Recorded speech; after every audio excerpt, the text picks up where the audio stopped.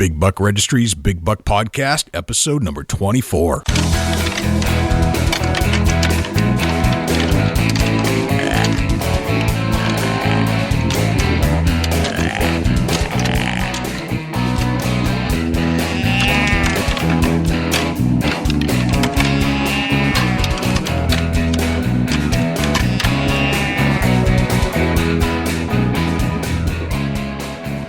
Big Buck Registry is a virtual museum of hunting stories. We preserve a piece of Americana by interviewing and recording hunters about their hunts and experiences from across the country. And who knows, maybe we'll learn a thing or two along the way that'll help us take our hunt to the next level. Hi, this is Tim Moore from TimMooreOutdoors.com, the New Hampshire Seacoast Guide, and you're listening to my favorite hunting podcast on iTunes, Big Buck Registry's Big Buck Podcast. Welcome to another show, everybody. This is Jay Scott, your host of the Big Buck Registry's Big Buck Podcast. And guess what? My co-host, my good friend, my field correspondent from Ohio, Dusty Phelps, is back joining us again today. Dusty, what is happening? Yo, yo, yo, it's hump day. That means Wednesday, right? That does mean Wednesday. What's happening in New Hampshire? New Hampshire? Well, it's we had that wicked cold snap. It was, in the single digits, 5-6 degrees. I only lasted about, hour and a half outside, and then had to take a break and go get warmed up and go back out. So it's starting to feel real cold. The season's kind of winding down. We've got one more weekend of rifle, and then it's got 1 week of bow, and that's it. So then it turns into ice fishing season, essentially. Yeah, right on. It's definitely getting colder here in Ohio, and I'm expecting in the next week or so here that I better be getting a picture of Mr. Jay Scott with a chubby tines on the ground. And I'm trying my best, and I don't know. You just never know with this stuff. Sometimes You're right. It happens, sometimes it doesn't. It's kind of like farming, you can go out, throw the crops out, and not get no yield. Yep. So it's it's just one of them things. It's luck and skill, and I like to think a whole lot of skill and a little bit of luck, but I think it's the opposite. I think sometimes it is a lot of luck. I'm not having a problem getting close to deer. I'm not having a problem getting or seeing a lot of deer. I'm not having a hard time getting close to animals. In fact, I've seen hundreds and hundreds of turkeys. I've gotten very close to several. I've had doe come and hang out with me, within 6 feet for a good 35 minutes, and they were so close I could hear them eating acorns. And having a slickhead party. I've seen so many doe. I've had, and haven't really been busted by them. So I know it's not a scent thing, but it seems to be the areas that I'm hunting are just not producing bucks, and a lot of them I think have gone nocturnal. It's bone-free zones is what we like to call it here in Ohio, bone-free. Exactly. They've all kind of figured it out, and they're laying low until after sunlight goes away. So anyway, that's the scoop. Hey man, you never believe who we got on the show today. Dude, this is a big time celebrity we've got on the show this time. This is big time. Now we've had big time celebrities before, but this is real big. This is huge. This is monstrous. Yes, not only because of who she is. It's what she does. It's what she does, and that this movement is super important to the hunting industry, and the message is huge. It's for the Huntress. The extreme Huntress. Who we got on the show today, Dusty? Amanda Lowrey. She's a top 4 finalist at the Extreme Huntress. Exactly. And it's extremehuntress.com, HUNTRESS.com. Correct. And you can go there and vote for Amanda. You can see all the episodes, all 9 episodes, I believe. You can watch the show with that guy, Larry, with the big hat and the white beard that we used to see all the time hunting those deer, big bucks in Texas, doing the rattling and stuff like that. I remember seeing him on TV forever.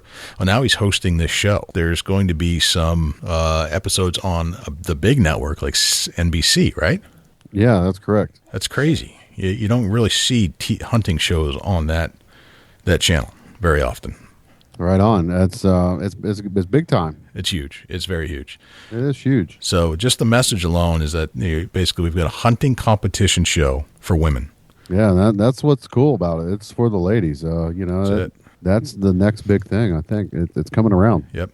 This is the Extreme Huntress 2014 competition, And this is a great tagline. It's go where no man has gone before. That's awesome. It's great. So I tell you what, Dusty, I think we should just get right into the conversation. Amanda, welcome to the Big Buck Registry's Big Buck Podcast. Thank you guys for having me tonight. I appreciate it. Well, thanks for joining us. It's not every show we get to have a celebrity on, although we think all hunters are celebrities in their own right. For sure. This time we got somebody that's actually on TV, so this is cool. Thank you. Thank you. I appreciate it. We're pumped to have you aboard. Thank you. All right, Amanda, tell us a little bit about yourself. Tell us a little about where you live, who you are, where you grew up, what was high school like, all that kind of good stuff.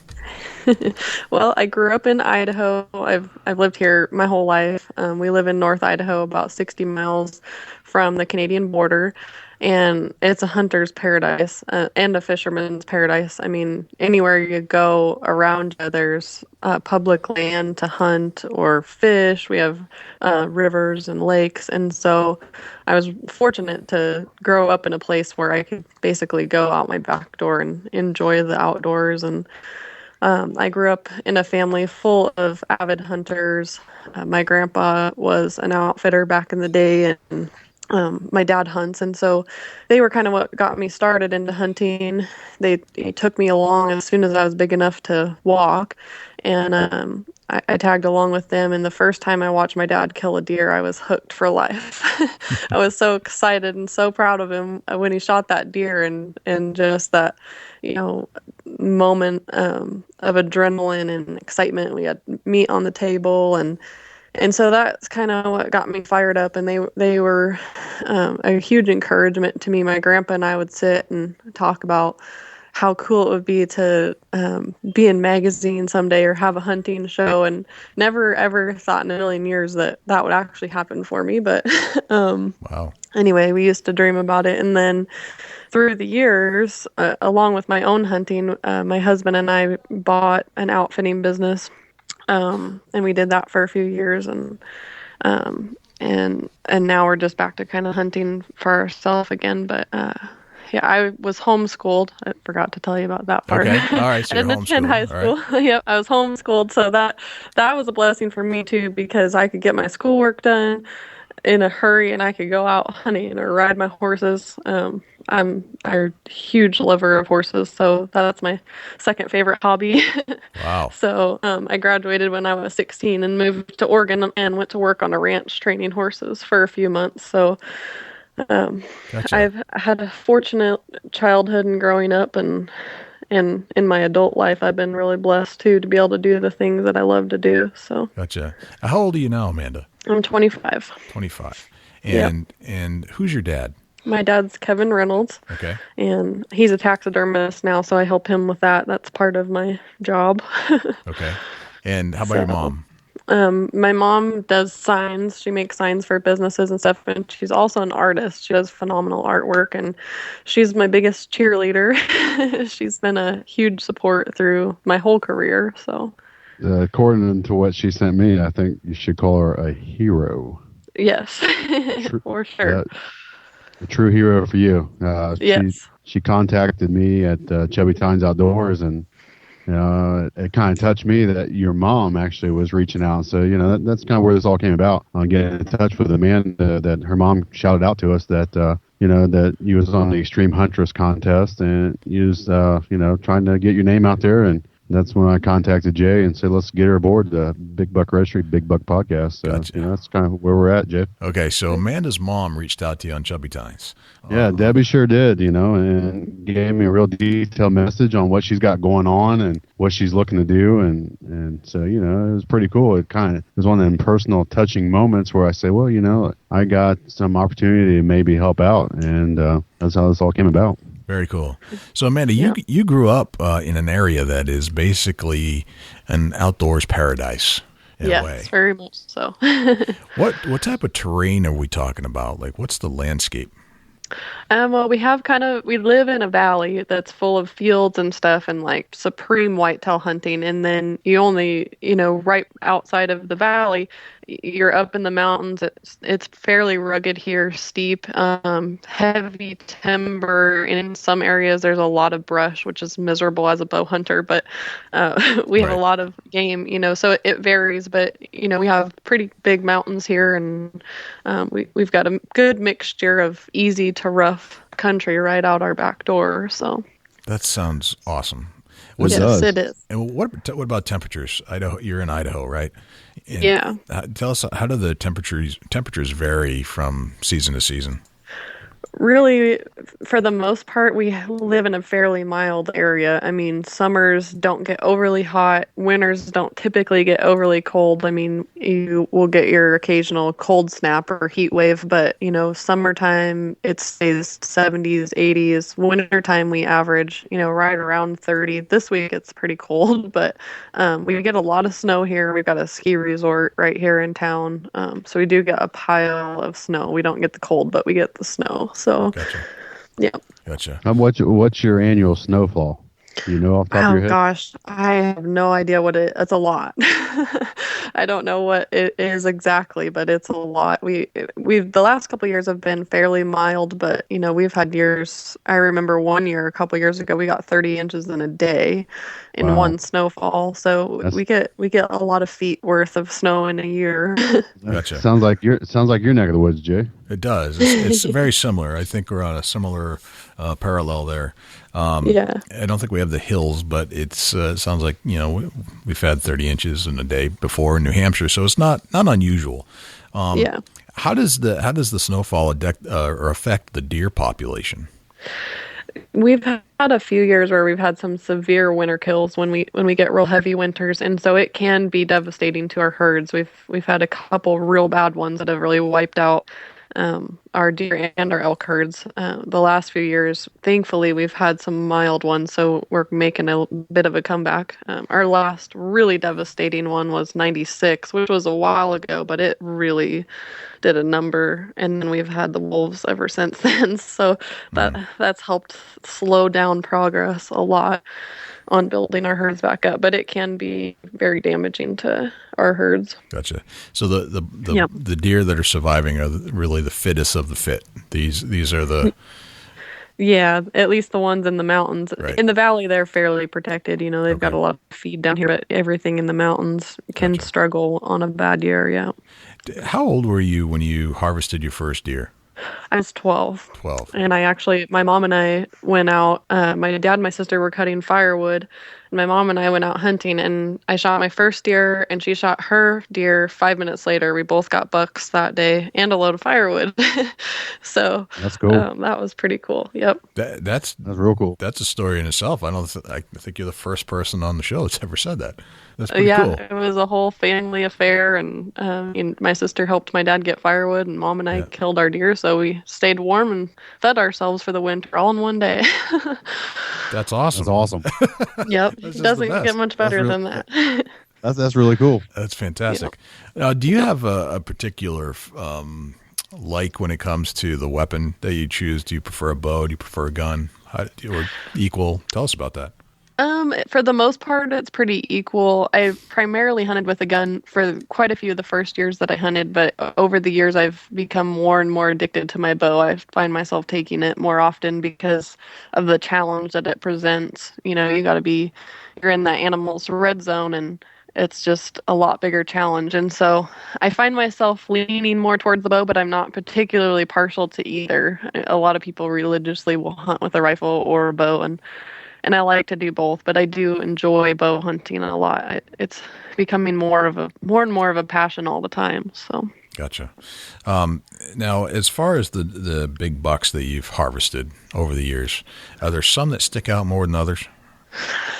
Well, my first one, that was obviously a pretty big memory. And then my second one, that was a huge milestone for me. I was 13, and it was the first deer that I went out all by myself. I shot him by myself and dressed him out, and I drug him most of the way home by myself. And so that was a kind of a milestone for me to prove to myself that I could do it alone. And that morning I had passed up a smaller deer in his bed, and I was kicking myself all day long that I'd passed up this deer bedded down, a buck, and then I ended up shooting a bigger one. He was a nice 5x5, and that was kind of a milestone for me to prove that I could do it by myself. And most of the rest of my life, I've hunted primarily by myself since then. Gotcha. This is why she's on Extreme Huntress right here, Jay. Exactly. Hunting by herself, dragging deer by herself, dressing deer by herself. I mean, folks, it don't get no better. That's the Extreme Huntress right there. And I want to get into the Extreme Huntress in a little bit, but what I'd like to do, if we could, is go back to that deer kill you just talked about and go into a few more details. Amanda, tell us a little bit about your preseason. You're just getting ready for season to open. What kind of scouting do you do out there? Is there any particular routine that you year to year perform to go find an area that you want to do your setup in? Well, pretty much anytime we're in the off season, we're still out in the woods, seeing where the deer are moving, setting up game cams. The only animal I really set up game cams for is bear and whitetail. But we're always doing some kind of scouting and seeing what's in there and trying to, develop a plan. When opening day gets here, we need to be here so we can kill this deer, or hopefully, and, of course, staying in shape and target practicing, making sure that our weapons are sighted in as well as possible and that we're comfortable with the weapon we're handling and all that stuff. So. Right on. Yeah, that's definitely some good preparation there to get season rolling. When you go, let's say it's opening morning, you're heading out, and what do you dress yourself in? What kind of gear do you have to hit the woods in? It really depends on what I'm hunting for. If I'm hunting whitetail, typically it's cold. I'm going to dress warm because I'm going to be sitting likely.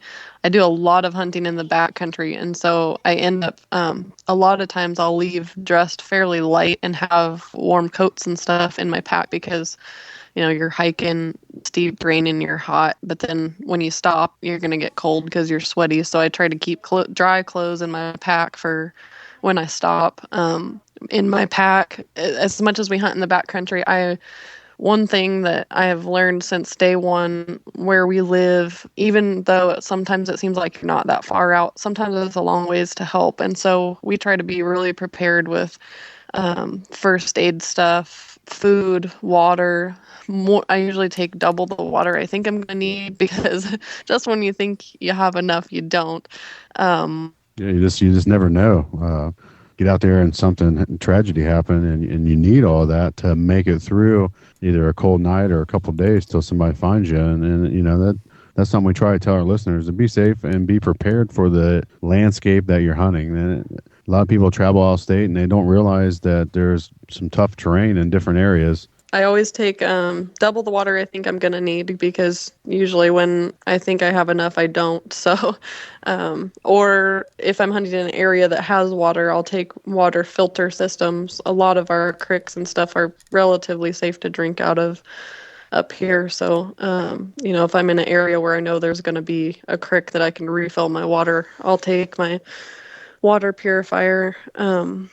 Anyway, and I take fire starter and rope, stuff to take care of my game. If I kill something out in the backcountry, I need to have meat bags and stuff to tie it up. I have a little bit of everything in my pack. Yeah, it sounds like you got to be in good shape to be hunting where you're at out there. We do. That's a lot to tote with you out to the woods. But a lot of people don't understand that being more prepared than necessary may save your life sometime. And that's something like me and Jay always talk about. Is be prepared. Not only in your backyard or the neighbor's woods, but if you travel, you just never know what you're going to get into. Hope for the best and be prepared for the worst. Exactly. Yep. Now, Amanda, who trained you to be this type of prepared person as you go into the woods? Mostly my dad, actually. I mean, I learned most of my stuff from my dad. That's who I went with most of the time as a kid. And I packed all my own stuff. I packed my own gun. I packed my own pack. And he helped guide me on, what to take along, what's the most important things, the necessities to take with you, and what to do in an emergency situation. and he made me help pack out my own game. Just because I'm a girl didn't mean I got it any easier, Right. and I appreciate that because now as an adult, I feel like I could go in the woods and if something happened, I would survive. I know what I need to do. I feel confident that I could be out there by myself and be okay. Right. So That's cool. I mean, it's good that he didn't coddle you to, you had to learn it yourself. That's a huge lesson to learn. yeah, for sure. Very cool. That's awesome. Yeah, for sure. Yeah. So All right. Do you use any kind of scent blocker, or what kind of? Tell us about your actual hunting clothes. We tell us the brand names, boots. Tell us what you put on to go out to the whitetail woods. I primarily use Under Armour, and I use their base layers and coats and everything. I've tried a lot of different things, and that's just what works best for me. Keeping me warm or cool depending on what season I'm in. I really like their gear. And I wear Danner boots, which I love. They fit me well. They last a long time. I've got a pair of summer hikers and I've got a pair of warm boots. The only time I don't wear my Danner boots is when it's really cold. I wear insulated muck boots. And they're bright pink on top and they're hideous, but they keep my feet warm and they keep my feet dry. That's all that matters. When it's real, real cold, I revert to those. But when I was a kid, I used to wear my dad's whites boots, and they were big, heavy packs. And I'm glad I don't have to wear those anymore. Yeah, right on. Danner seems to be a boot of choice for a lot of cold climates. Yeah. Then, like you said, you get into the real heavy boots for extreme elements. Yep. So, and then for odor control, I started using a product that's relatively new on the market. And I don't know if you guys have heard about it. I think they're based in Ohio, but it's Upwind odor elimination. I don't know if you guys have heard of Upwind. their No. stuff. I've seen it. It's actually, I'm in Ohio, so it's actually on the shelves here. So that's real cool. How did you hear about them? I heard about it through a friend, and he was telling me about it and just raved about their product. And I've tried a lot of different scent elimination things, and it can be frustrating because a lot of it's just it kind of masks your scent or leaves like a white residue on your gear. And so I was like a little bit hesitant to try it at first because I kind of had started just going to washing my clothes and baking soda, and then I'd just throw them in a bag full of pine branches or whatever kind of trees where I was going to be hunting.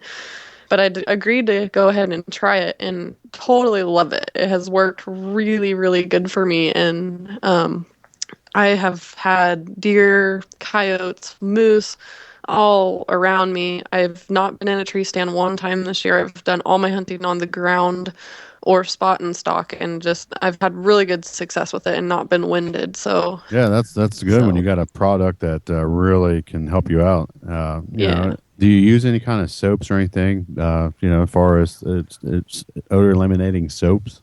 I use their soap too. They've got a whole system, laundry soap, body soap, the whole works, and I started using their whole system and then hooked on it. They even make a mouthwash, which I don't think not going to that extreme yet. Does. Yeah. Are you using the mouthwash? Just curious. I've used it a couple times. I forget it most of the time, but it does work. It actually does work. Yeah. They say that's like 90% of your scent comes out of your breath. Yeah, yep. They make it in a little tiny bottle that you can pack with you in your pocket really easily, and it actually works. I was surprised because I haven't heard of any other company making an odor eliminating mouthwash, but it works, and so far I'm really impressed. So right on, that's awesome. Glad to hear that you found a product that's working for you. Let's get into a hunt. Let's do your most favorite memorable hunt. Let's start out. Tell us what time of morning that you got to get up to go to this backcountry, and let's work it off of that into your most memorable hunt. We want to hear some detail on how it happened. Probably my most memorable hunt it must have been about 6 or 7 years ago. We hunted down by the Salmon in Idaho. It's about 8 or 9 hours south of us, I think. And it's a little bit more open country there. It's really steep, but there's not near as much timber there. And we used to go every year. It was our family vacation. We'd all pile in for 10 days. We take our horses. our wall tents, Dutch ovens, the whole works. And just getting there is an adventure in its own. You got to drive 8-9 hours, and then you take a dirt road for like 25 miles back into where we camp. And we set up camp, and it's probably the hardest vacation anybody will ever do. We're always wore out by the end. When you say vacation, who all goes with you? Myself, my husband, his family, cousins. We have a couple of family friends. There was 15 of us, I think, on our last one that we did down there, and mostly family, and a couple of friends go with us, and so it's a whole affair getting the tents set up and horses highlined, and so we're up a lot of times 3:30, 4 o'clock in the morning, saddling up horses and gearing up to head out. And depending on where we go, we may ride an hour, or we may ride all day long, depending on how far we would go out. There was a few different places that we went out from that camp and freeze our butts off. And we were hunting mule. That just becomes a part of it. When it's cold and you're hunting, it's just the way it is. I know. Sometimes I wonder if we all have a sickness, because sometimes you ask yourself, why am I out here doing this to myself? But when you get to make that hard, just the memories and everything make it all worth it. The things you get to see, and it's life memories for sure. Making life memories. There's no doubt about it. That it's an addiction. You got to feed that. Yeah. Yep. So Jay knows you got to feed it. I mean, there's no way around it. Yep, I hear you. You can't explain it. If somebody don't hunt and they listen to the show, go hunt. You will realize what we're talking about. There's nothing better than a harvest. Right. It doesn't matter what it is. For one, it's feeding the family, meat in the freezer. But two, there's a adrenaline rush and an addiction like no other. Yeah, and the reward for all of the preparation that you've put into it and all the hard work. And there's times when you get lucky and you have an easy hunt, but a lot of times you're putting in a lot of hours and a lot of blood, sweat, and tears into a hunt just to put a few months worth of meat in the freezer. And it's just, people, they definitely don't understand if they haven't done it before what that's like. It's a challenge. It's a rewarding, and it's definitely feeding an addiction. Jay, I don't know how to explain it. It's an addiction. Well, people who do this understand that, right? Yes. and Amanda, when you say cold, how cold is cold? On that particular elk hunt, we had a few days that were sub-zero temperatures. A lot of times down there were single digits or at least below 20 degrees. And that particular hunt, we had a few days where we were sub-zero. Up here, it doesn't get quite that cold, but it got cold down there. I remember riding on my horse and thinking I was going to die by the time I got off of my horse to hike up the mountain because I was so cold. Now, when you're talking sub-zero, you're talking sub-zero Fahrenheit? So that Fahrenheit, yeah. Okay. Yeah. Wow. That's cold. That's ridiculous. Yeah. The coldest hunt I've done was last year in North Dakota, and it was with a wind chill. It was minus 45 that day, and I harvested a mule deer it was January 1st, 2013, and did a late archery harvest on a mule deer buck, and it was cold. Minus it was 44. Painfully cold. Yeah, that was with the wind chill. Yeah, North Dakota is a new version of cold. Wow, minus 44. That's unheard of. Yeah. At those temperatures, that's when animals have to move just to survive. Otherwise, they freeze to death if they sit still.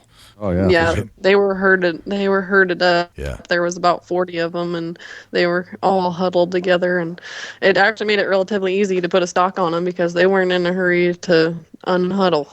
Exactly. 44. So, I think I'd not be in no hurry to minus 44. I wouldn't be in no hurry to huddle either. Yeah. To get out of that. But yeah, so it's 0 degrees. You guys woke up and you're on a horse ride for about an hour. And tell us about what happens once you get to where you're going to hunt.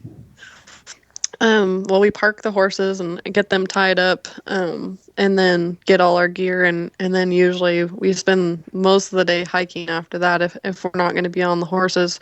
Some of it's steep enough down there where there's not trails, you can't take the horses, and And so we have a few sweet spots or whatever that we'd hike into and be able to glass down into these bowls and stuff. And there's days where it's tough, but you see a lot of game, and when you've got a bull screaming at you down in that canyon, a bull elk, it's quite a rush and fuels your energy, and that year my husband shot a nice little mule deer buck, and I missed a monster that will haunt me for life.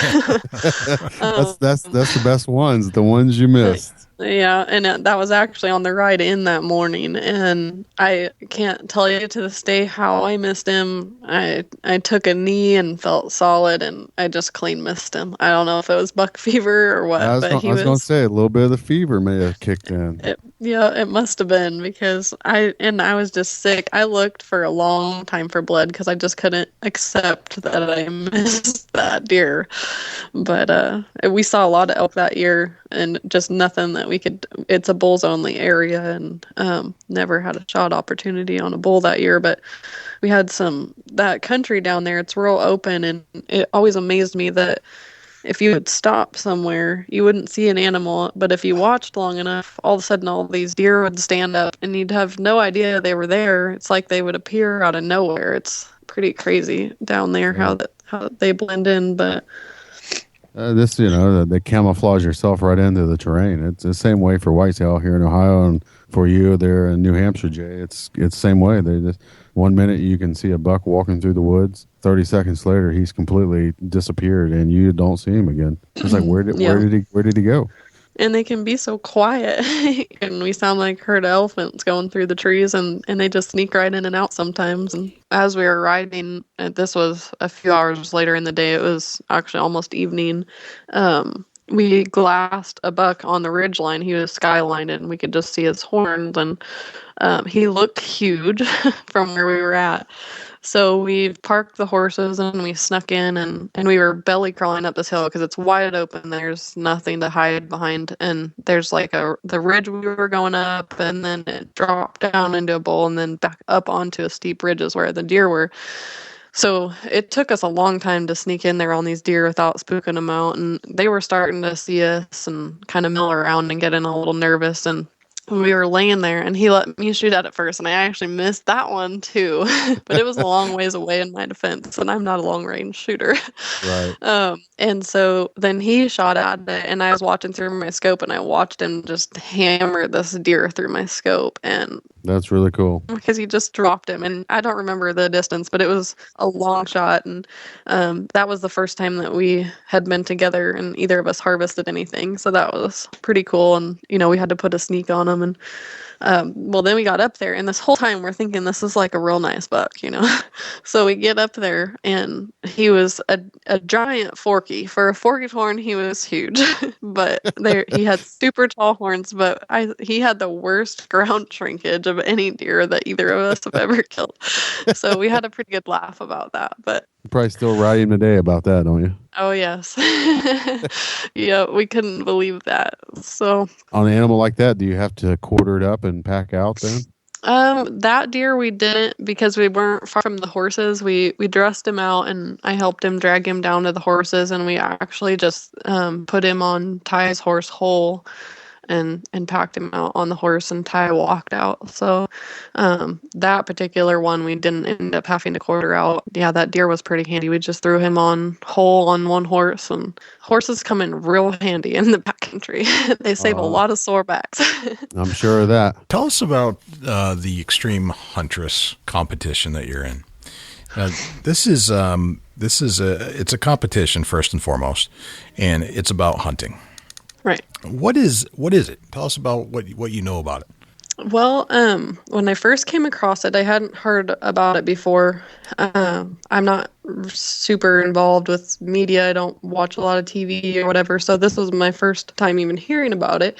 What caught my attention was first that we would actually have to hunt and shoot and stuff to compete. And the biggest thing was that they're on a mission to help enable positive role models for other women and for youth to get involved in hunting. They want to encourage moms to go out, because if mom goes hunting, it's likely that her kids are going to go hunting too. I mean, my mom hunted, and here I am, and having girls, I have 2 little girls, and so for me that's important for me too, and preserving our heritage and making sure that we're still able to hunt by the time my kids are old enough, preserving our land, and that's the Extreme Huntress mission. And so I was like, well, I think I'm going to try this. This is pretty cool, and I want to be a part of what they're doing. I want to be a part of this mission because I believe it. And so I signed up, and we were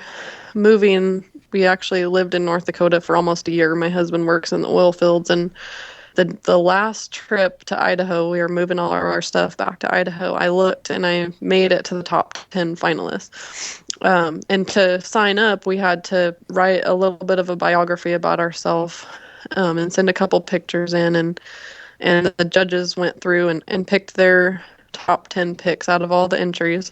And so now that I was top 10, we had to start a voting campaign. And I think that lasted about 6 weeks. And so out of the 10, they were going to narrow it down to 4, and it was a combination of judges' score and voting scores. And so I didn't think I was going to make it to top 4 up till the last week. I was 7th place, and the last week I ended up going all the way up to 1st. I just totally smoked on the votes in the last week. And I was shocked. I couldn't believe it. The community support was phenomenal. So then after that, we went down, and what they judged us on everything clear down to how we were on camera. We had to go down and hunt in Texas in the heat in July, and they judged how we hunted, how we tracked, how we shot, how we handled having a camera in our face all the time, and took direction from the cameraman. So we had a quota of 12 animals total, which was 3 apiece for us 4 girls, 2 management animals and a trophy animal. And we had to harvest our management animal before we could even hunt for the trophy animal. We also had to do some long range shooting. We had to do some speed shooting. We had to shoot at moving targets. We had to do a biathlon where we had to run in full gear, and we had 2 shooting stations along the course. And so, all of that had different scores depending on what we were doing. And they show all that on the episodes. If anybody's interested in watching, You can see how that all. So this was like this was the lead up to the actual competition. Is that right? Or is this is the actual competition as it went on? Yeah, as it went on in Texas. These are all the things we did. This was. Did I hear you right? You said hunting in July? Yes. Oh, God, it's like Christmas in July. Yes. I know. I don't know if I've ever hunted in July before. I've hunted in June, late June, but that was it. It was for hogs in Georgia. That was it. What kind of temperatures were in Texas at this time? It was high 90s and occasionally triple digits the week we were there. The day we ran the biathlon was the hottest, and it got to 104 that day. So wow. That's the extreme conditions. Now, it was very hot. Who are some of the people that are involved? Not the competitors themselves, but the people around you. Who's organizing all this stuff? Tom Opry out of Montana organizes it. He has a show on NBC Sports called Eye of the Hunter, and he started the Extreme Hunters competition. This is the 5th year, I believe. Okay. So he's the founder of it and organizes most of it. And then his wife, Olivia, she was one of the judges, and she's a hunting consultant and has hunted like 80 different species of animals all over the world, and just a phenomenal lady and a great example for us up-and-coming huntresses. Right. And then they also had one of the past winners helped coordinate the stuff with us ladies, like help with our figuring out our travel, and she stayed with us in the cabins and kind of just was moral support. And she was the winner 3 years ago.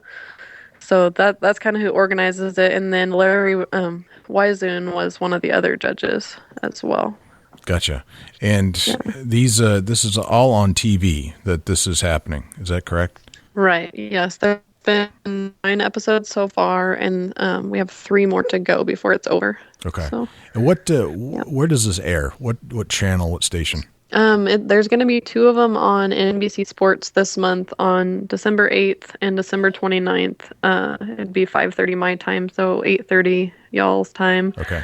On NBC Sports, and the rest of them are all online. They've aired online. Yeah. At extremehuntress.com. Yes. Gotcha. Yep. All right, and they usually put the new episode right on the homepage every week. Gotcha. Okay, so how do you feel about competing in hunting? It's something that I'm not sure I really understand completely, because hunting to me is not a competition. It's just this thing I got to do. Right. How did you feel about going into something like that?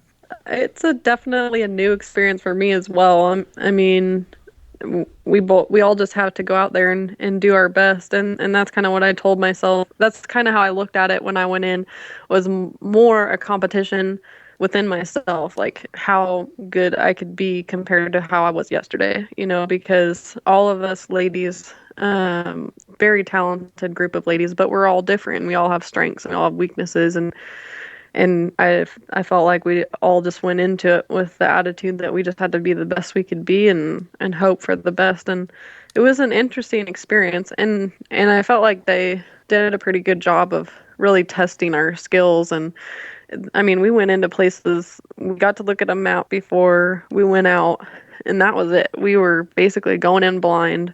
We knew what animal we were looking for. We whoever won the skills test for the day got to pick who they hunted with and where, and what animal and all that stuff every day. And Gotcha. but for the most part, we just went in blind and had to rely on the skills that we'd learned and hope for the best. So it's been an interesting experience. Gotcha. It's been cool though. Now, what's the format of the show? I've seen some different like fishing competition shows.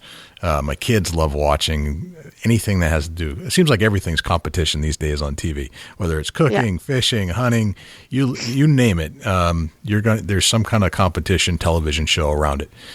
What's the format of this television show, as far as like you have a certain competition that narrows you down, and then you have to compete so you're not eliminated, kind of thing? Well, how did it all play out?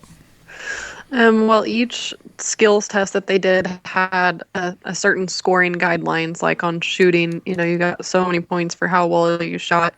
And so we got scored on that, and different things like time off of our overall score. If like whoever got the fastest time, sometimes we could knock some of the points or add points. And then as far as judges' scores, I don't know yet. They haven't shown us the judges' score. They're not going to show us till the end, but they were judging on everything from how quietly you walked and deliberately you walked, how you handled your weapon. I don't know what their scoring system was yet, because they're not going to show all of that until the end.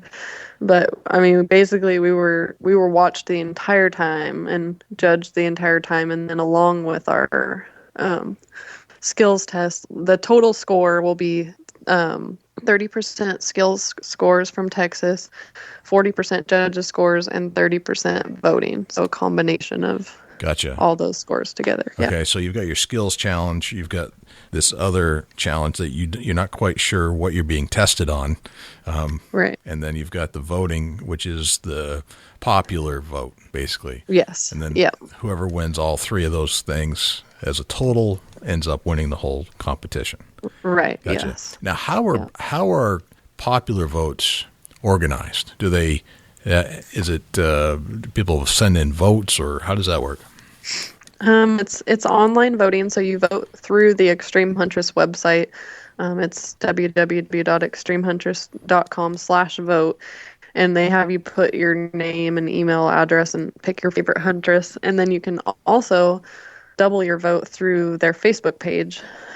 You go to the Extreme Huntress Contest Facebook, and they have a Vote Now tab, and you can vote there also. So Okay. Now, Yep. as you're going through this competition, there are other competitors. You're down to the final four, correct? yes. Now, Yep. did you get to meet some of the other competitors as you went along? I got to know a lot of them. Okay. Even the top 10 on Facebook to start with. We all kind of started chatting, and then us top four ladies, we were all in Texas at the same time. So we hunted together, we competed together, and we've stayed friends. I mean, it is a phenomenal group of ladies, and I feel like we're all going to be lifelong friends after this. I mean, I don't even know if you could call us that competitive while we were down there. I mean, we were strategizing together on how to get through different skills tests. I mean, just an amazing group of ladies, very diverse. We've got one from Alaska, one from Arizona, and one from Oklahoma. The youngest is 18, the oldest is 39. And we've all hunted differently. I mean, just a very diverse group, but we're just have stayed friends, and I just love all of them. Gotcha. Can we walk through some of the competitors that you got to interact with, and Sure. just tell us what you know about them? Kelly Hurd. Yes. Tell us about Kelly. Well, I have ended up staying friends with her too. She was one of the top 10 with me, and we chat a lot, and she's actually been a good cheerleader for me through this competition. And I guess they call us Western hunters over here. Western So hunters. she's a fellow Western hunter, hunts a lot the same way I do, a lot of spot and stalk backcountry stuff, and Okay. so we kind of become friends, and I've learned a lot and everything from her. So And she's from Oregon. yes. Okay. Yep. Gotcha. All right. So you became friends with Kelly. What about Martha Yes. Mason? That's the one that I never was able to find and communicate with. However, I read a couple of her, and she did a couple newspaper articles and video interviews, and she was the coolest lady.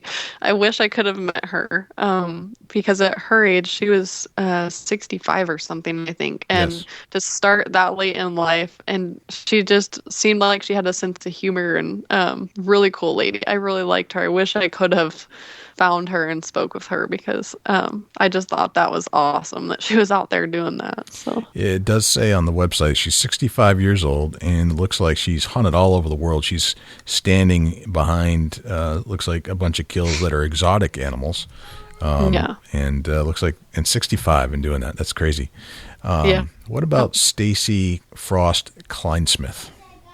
I never talked with her either. I couldn't get in touch with her. And she only got like a few votes. It was kind of like she vanished after we started the competition. I'm not sure what happened there, but Okay. Yeah. Mindy Arthurs. She's one of the final four, correct? Yes, she is. And oh my gosh, that girl is awesome on camera. She is so fun to listen to. She's just awesome. She's a mom, and she's motivated and energetic and really fun lady. I got to room with her in Texas, and we prayed together at the competition, and just a cool lady. I really like her. Neat. It's cool that you have friends in the final four too. Yep. Thea Anderson. Now I've talked to Thea before. Thea was part of another hunting group with Candace Hubble, and Okay. she was sort of part of the group. I recognize her only because of a Twitter thing, and that we almost had her on this show once. It didn't actually come together, but we did have Candace and the other girls on.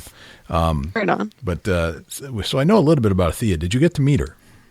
I've talked to her a little bit, and actually, I didn't at first, and then I saw one of her grandsons come across Facebook that had a last name that I recognized, and it turns out that she used to be married into the family that we bought our outfitting business from, and she's from Idaho. So it's such a small world. She knows a bunch of people that I know, and so we visited a little bit, and so she's from here, and I think she lives in Washington now. Yes. Yes. Yeah, so it was interesting chatting with her, because I just love her family that we bought our business from. Just super good people, and so I haven't got to meet her in person, but we have chatted quite a bit. Gotcha. So And how about Yeah. Shanti Coulahan? I never was able to speak with her either. Okay. Yeah. Alex Brittingham. I didn't speak with her, but I follow her now, and her dad. I've spoke with her dad, actually. He has hunted up here before, so we talk a little bit about that, and I follow her. She's a really neat girl. She does a lot of bird hunting and kind of a cool gal, but I haven't got a chance to speak with her, but... Okay. And how about Cheyenne Dahlberg? She's a Final Four. Yep, she's a Final Four, and she grew up hunting with her dad too, and we kind of had a little bit of the same story. Her dad's a taxidermist as well, and she helps him out, and I think she has a really bright future. She's a cool kid, and she came to win it. Right. She worked hard, and she had some tough luck at the competition hunting. She just pure bad luck, not seeing animals, and when it finally came together at the end for her, it was really, really cool to watch. Gotcha. So, and she, I mean, when you say kid, she's 18 years old. Yeah. Right? Fresh out of high school. Wow. Okay. And then finally, Candace Crick. She is another Final Four. Yes. And her and I have probably become the closest out of the whole competition. And she is such a genuine, kind-hearted person. I just love her. And she's a fighter. She has goals in her mind, and she's going to overcome any goals she has and any fears that she has. And I love that about her. She doesn't let anything in life hold her back, and I'm really, really proud of her for a lot of reasons. Gotcha. Yep. Dusty, what other questions do you have for Amanda? You know, I don't have no questions, but Amanda, give us a little detail about how folks can go vote for you, and what can we do to help you out? Right now, basically, I'm just counting on the public to go and cast their vote for me. You can go on the website to vote. It's extremehuntress.com/vote. And it just takes a couple seconds to vote. And then also you can double your vote on Facebook. The Facebook page is Extreme Huntress Contest. And there's a vote tab at the top that you click to vote there. And basically, I'm counting on everybody to help me bring it on home. Yeah, step up, give Amanda your vote, and see if we can't push her to the end. Make this a victory for her. Definitely. Yeah, I would surely appreciate it. Anyhow. All right. So, is there a way that we can share a vote for you on Facebook, on like Chubby Times or on Big Buck Registry? Is there a way to do that? Basically, just spreading the word and encouraging people to go to the website and vote is the best way we can do it. Just tell everybody that you can to vote. You can share it on Facebook, Twitter, whatever. Just letting people know to go vote. We got about 3.5 weeks left. So okay, so we got 3.5 weeks. All right, so to all of our listeners who are listening to this podcast, get out and share the extremehuntress.com and vote for Amanda Lowrey, and forward it to your friends, share it, do it on Twitter, but direct them back to extremehuntress.com for the vote. And there's something about doubling your vote by doing it on Facebook. Yes. Okay. Yep. You go to their Facebook page. There's a vote tab there that you can vote a second time on. So. Okay. Very cool. Yeah. I had a couple of questions about the behind the scenes stuff that happens on the show. Okay. Obviously, the show has all the stuff that you see for the competition. What are some of the unique things that happened behind the scenes that would be interesting to hear the story about? I think probably the strategizing that we did. You see a lot of what we actually did on the show, but the parts they don't get to air was a lot of our camaraderie and our strategizing. And I wish there was more dinner table conversation on there.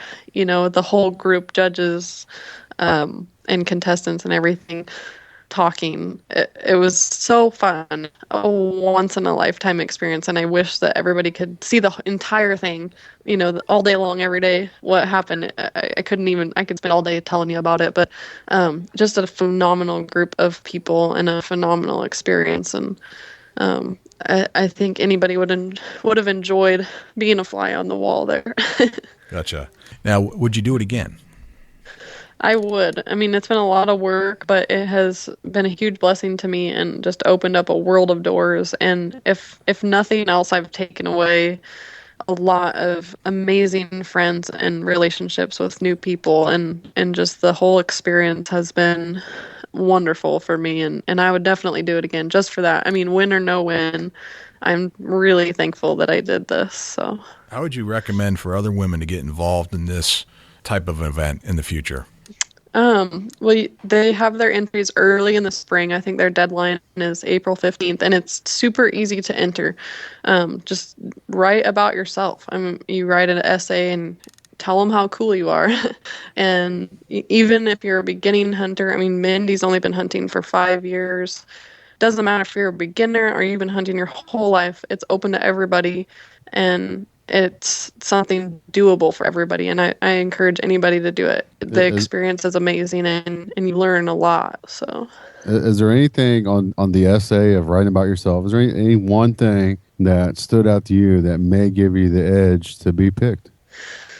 I think just putting yourself out there on the line. Don't be afraid to tell people, this is why I should be the extreme huntress. This is, why I'm here and why you should pick me. Just have that confidence in yourself to tell people this is why I'm awesome, and some people might take that the wrong way because you don't want to seem cocky, but that's what it's about. You're putting yourself out there, and don't be afraid. Don't let anything hold you back. Just put it all out there. And love that message. That's a great message. Just in life in general. Just put yourself out there, not just to necessarily get on the show. Just life in general. Put yourself out there. Take a chance, right? Be aggressive. Yep. Right. Yeah. I mean, I never thought in a million years. I mean, I hardly even got on the internet before this. I was the kind of person out there living it when nobody knew who I was, and I just can't even explain. I never thought I would be here, and the opportunities that have come out of it, and people I've met and stuff has just been amazing. I think that's why you're here talking to me right now, because your mom put that out there, that you wasn't really the one to be up front, but now it's changed your ways in a sense, and that's why I wanted to step up, and I contacted Jay. We want to get you on the show and get you out there because this is a life-changing event for you. And, yes, most definitely. Props off to your mom for sending a real detailed message to me at Chubby Times Outdoors that, she kind of told me that you was progressing in a real fast way. And that's real cool in my eyes. It seemed like the experience changed you for the best. And, yes, it definitely has. That's why when I contacted Jay, we wanted to get you on the show. That it's something that we're proud of you for what you've done and where you've came from. And we're glad to have you on the show because, what you're doing is awesome for women huntress. Well, thank you. I really appreciate you guys having me too, because it's neat to be able to share and share that love for what I do and stuff with other people. It's an amazing opportunity, and I really appreciate you guys having me on. Yeah, this is great. You're a fantastic role model, and thank you for stepping up to the plate and getting this done. This is great. Well, thank you. Yep. Amanda, tell us one more time on how our listeners can go and vote for you. You can go to the website, extremehuntress.com/vote. It'll have you put your name and email address and pick your favorite huntress, me, please. And go to their Facebook page and double your vote with the vote tab. All right. I think I got it. I was actually doing it as you were telling me how to do it. It's very easy. If I can do it, anybody can do it. Right on. Only takes a few seconds. Right. I chalked her up 2 votes yesterday. She had my vote from the start. Right on. I appreciate it. All right. Very cool. Now, the one other thing, you said you met Larry, right? Larry, with yes. The guy with the big hat and the white beard. Yep. I've seen him on TV so many times. What's he like? He was awesome. He was like hanging out with my grandpa, and we had an amazing time hunting, and we've became really good friends. He is a legend in some people's eyes, and you would never know it. He is the most humble, genuine person, and I had a great time hunting with him. So sounds like cool. Somebody we need. Cool. Sounds like somebody we need on the show, Jay. Yeah, he is a legend, man. Tell Larry, if Larry hears this, you need to get in touch with us, Larry.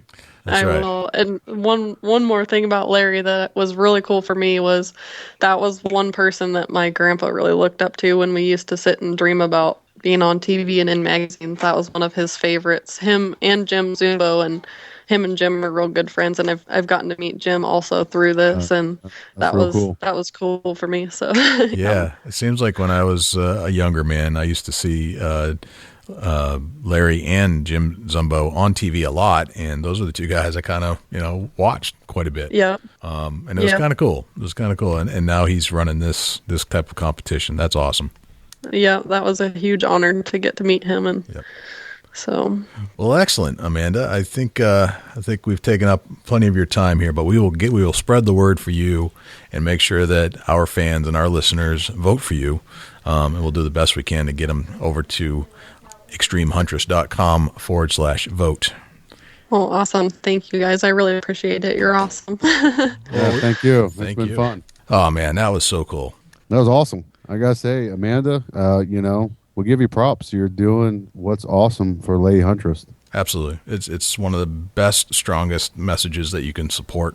Probably only second to bringing children into the hunting arena and teaching children about the outdoors and hunting and all the responsibilities that go with it.